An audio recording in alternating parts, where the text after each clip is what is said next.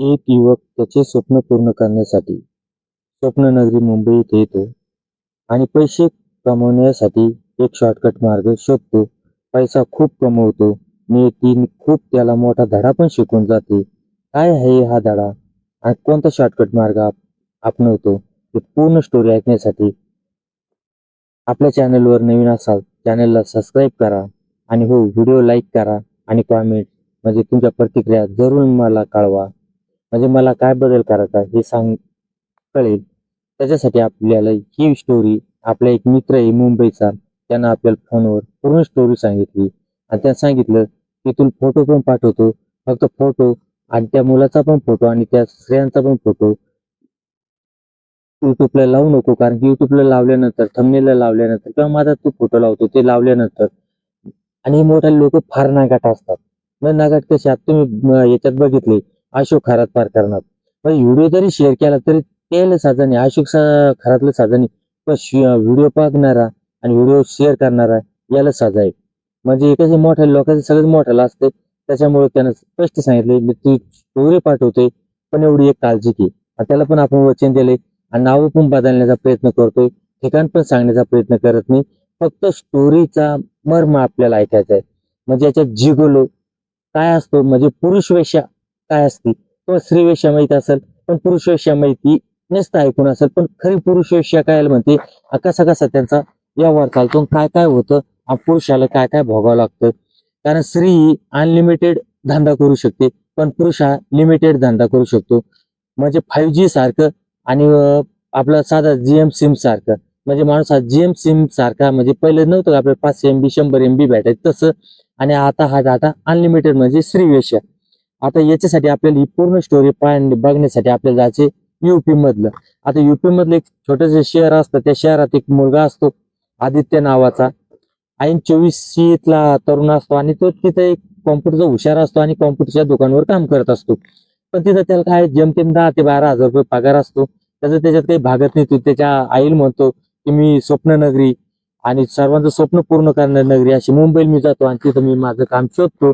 तो मुंबईला येतो आणि एका दुकानात कामाला लागतो. त्याचं काम बघितल्यानंतर तो दुकानदार त्याला 40 ते 45 हजार रुपये महिन्याला कबूल करतो. तो त्या दुकानात काम करतो. असे त्याचे काम करताना हुशार असल्यामुळे ताबडतोब कॉम्प्युटर दुरुस्ती करायचा.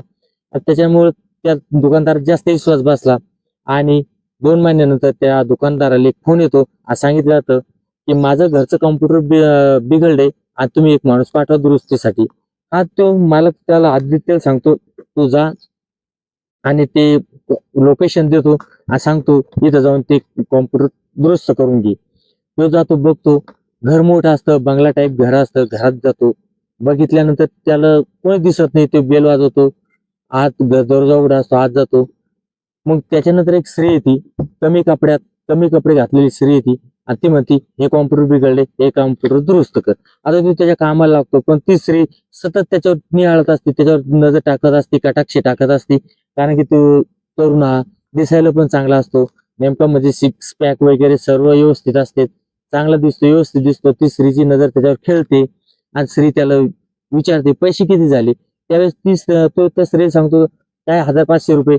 ती स्त्री त्याला तिप्पट पैसे देते, म्हणजे 5-6 हजार रुपये देते आणि ती म्हणतो मॅडम मी माझी इतकी मजूर झाली नाही, कमी झाली. तर ती म्हणते राहू दे तुझे काम येईल. आणि सांगतो तू कुठाला आहे, तो त्याला काही दिसत नाही. तो म्हणतो मी युपीचा आहे, टूरून आलोय. ती त्याचा नंबर घेते आणि सांगते काही काम पडलं मी तुला फोन लावून वैयक्तिक ठिकाणी. ठीक आहे म्हणतो आणि त्या दुकानावर निघून जातो. आणि असं 10-15 दिवस जाते. 10-15 दिवसानंतर त्याला एक कॉल येतो.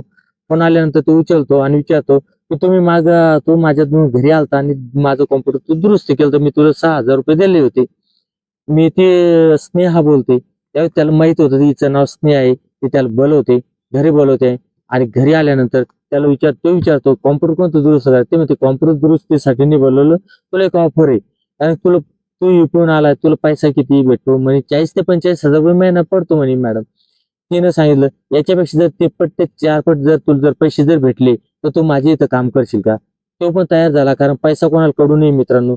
आणि ती त्याला ऑफर देते की माझा नवरा हा परदेशात नोकरीला आहे, परदेशात राहतो. तो फक्त 4 ते 5 महिन्यानंतर 2 ते 3 दिवसासाठीच फक्त घरी येतो. तो घरी आल्यानंतर तो फक्त ड्रायव्हर म्हणून किंवा घरचा नोकर म्हणून राहायचं आणि अवांतर माझा नवरा गेल्यानंतर तो आणि मी नवरा बायको सारखं राहायचं.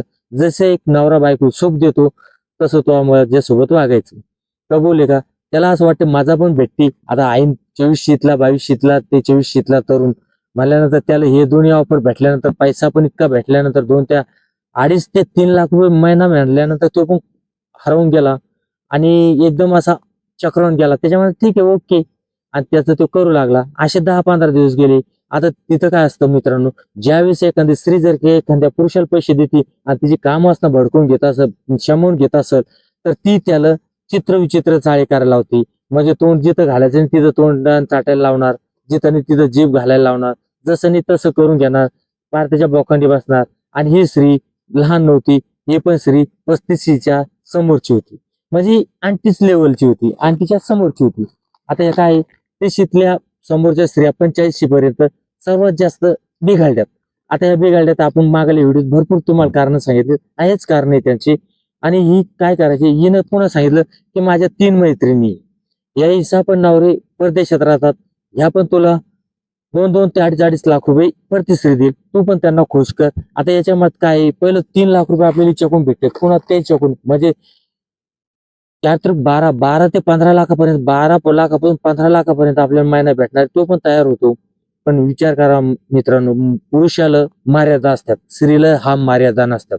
स्त्रीचं कसं असतं, म्हणजे वाट दमत नाही. वाटण चालणारा माणूस दमतो, पण वाट रस्ता दमत नाही. रस्ता जसा आहे तसा असतो. तसा आहे. आता हे स्त्रिया झाल्या 4, पुरुष झाला 1. आता हा काय याला सुरुवातीला माझा वाटली, पण याचं शरीर त्याला साथ देणार नाही. त्याच्यानंतर त्याला काय करतात, त्या ज्या मेडिसिन असतात, स्प्रे असतो, मेडिसिन असतात, टॅबलेट असतात, ते त्याला देतात. आता ते टॅबलेट दिल्यानंतर ते काय होतं, पहिला कमी टॅबलेटमध्ये त्यांचं फुल पॉवर दाखवते, पण पुन्हा ते पॉवर संपल्यानंतर पुन्हा त्यांना डोस वाढवत वाढवत वाढवत असे 1 महिन्यानी 2 महिन्यांनी असं करत करत 2 ते 2.5 वर्ष निघून जातात. 2.5 वर्षानंतर त्याचं काय होतं, ज्यावेळेस याचं सतत तुम्ही विचार करा, एखाद्या स्त्रीचा नवरा घरी नसला तर ती स्त्री त्या दिवशी येणार नाही. नाही तर बाकी व्हायच ना, दिवस रात्र तेच कार्यक्रम याचा सुरू. खाया पियाला काही खाय काही कर, फक्त चौघी जणीला शांत करणं. आता चौघी जणी शांत करणं म्हणजे हा काही लहान बच्चाचा खेळ नाही. आता हा काही हे नाही. 4 स्त्रिया आता आपण 35च्या समोरच्या 35शी वलांडेल.